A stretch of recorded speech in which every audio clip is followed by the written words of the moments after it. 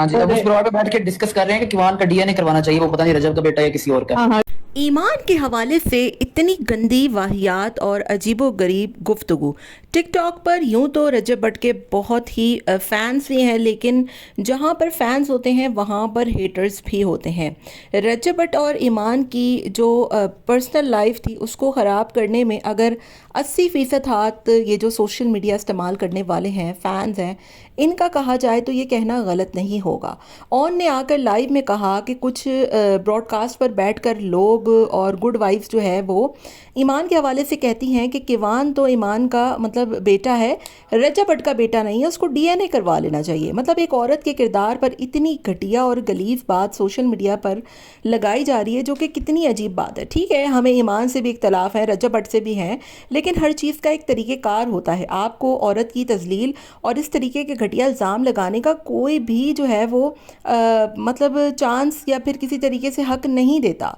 रजब भट्ट को भी ईमान के हवाले से भरपूर स्टैंड लेना चाहिए। जिस तरीके की बातें उसके फैंस बनकर लोग कर रहे हैं, और औरतें यहाँ पर आकर कुछ भी उठाकर कभी उसके जहेज़ के हवाले से बातें शुरू कर देती हैं, कभी ये कहती हैं कि ओन अपनी बहन को दिखाकर पैसा कमा रहा है, कभी कहती हैं कि रजब तो किवान का मतलब किवान रजब का बेटा ही नहीं है। इतनी बड़ी बड़ी बातें जो कि बहुत ज़्यादा घटिया और गलीज बातें हैं। ओन ने कहा कि अब इस तरीके की बातों का मैं क्या जवाब दूँ।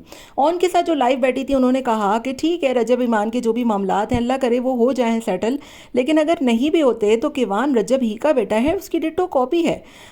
रजब भट्ट को इस हवाले से ईमान के लिए भरपूर स्टैंड लेना चाहिए, क्योंकि देखें अगर आपका एक बहुत अरसे तक रिश्ता रहा हो और आप किसी बच्चे की जो है वो माँ हो आपके बच्चे की, तो फिर रजब भट्ट कभी भी इस तरीके की चीज़ को बर्दाश्त कैसे कर सकता है कि मतलब उसके बच्चे के हवाले से ये कहा जा रहा है कि वो तो उसका बच्चा ही नहीं है।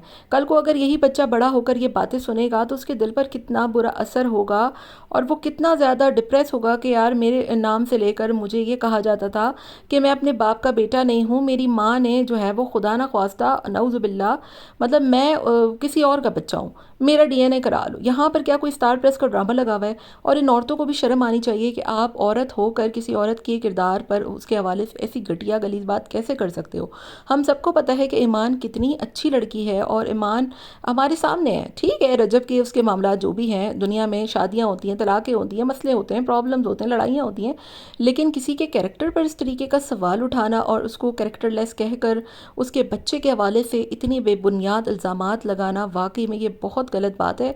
और मैं तो कहती हूँ कि ख़वातीन के लिए कुछ ऐसे हुकूक बनने चाहिए कि जिनको शादी के बाद भी इतना परेशान किया जाता है, डिवोर्स के बाद, बच्चों के बाद उनको जहनी टॉर्चर का निशाना बनाया जाता है, उनके लिए भरपूर जो है वो कुछ रूल्स एंड रेगुलेशंस बनने चाहिए। आपका क्या ख्याल है, कमेंट पे ज़रूर बताइएगा।